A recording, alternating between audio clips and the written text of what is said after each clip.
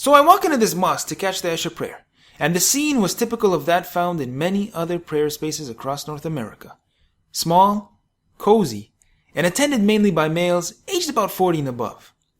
I sit down in the second or third row, and as I was curiously assessing the simple architecture of the place, a robust man with quite a lengthy beard and a white flowing traditional dress stands up at the front.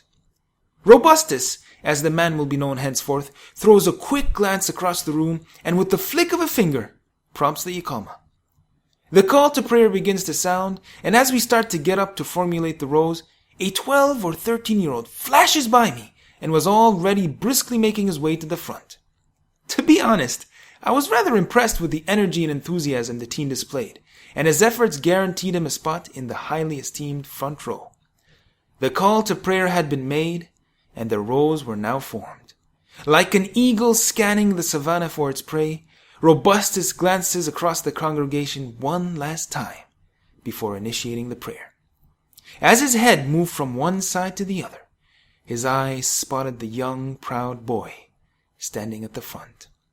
Without any hesitation or a spoken word, Robustus looked at the teen and pointed to the back, so as to give priority to the elders.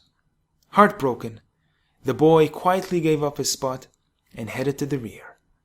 Now that Robustus had enjoined goodness and forbidden evil, he was ready to lead the congregation in prayer. Allahu Akbar. Way to go, Robustus. Way to go, man. That perpetrator sure got a taste of his own medicine. Just the way you handled the situation is classic. I must hand it to you. In fact, your story with the young boy reminds me of a similar story involving the Prophet Muhammad, peace be upon him. He was sitting amongst a group of his companions once when a jug filled with some kind of beverage was brought to him. He took a sip and then wanted to pass the jug around. So he looked to his right and found a young boy, and to his left were some grown-ups. Now, because the Prophet, peace be upon him, taught us to start with the right side, he said to the little boy, "Will you allow me to start with the elders?" Imagine, the Prophet, peace be upon him, is taking the kid's permission.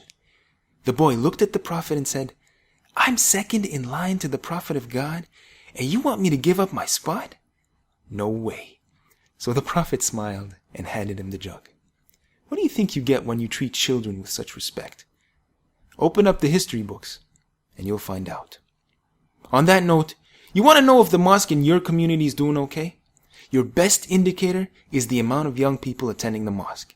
If you cannot attract the younger generation, then I'm sorry to say, but your mosque has no future. Simple as that.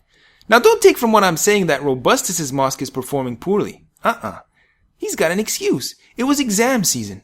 And from what I hear, the exam season in that part of the country lasts for about 12 months every year. So keep up the good work, Robustus.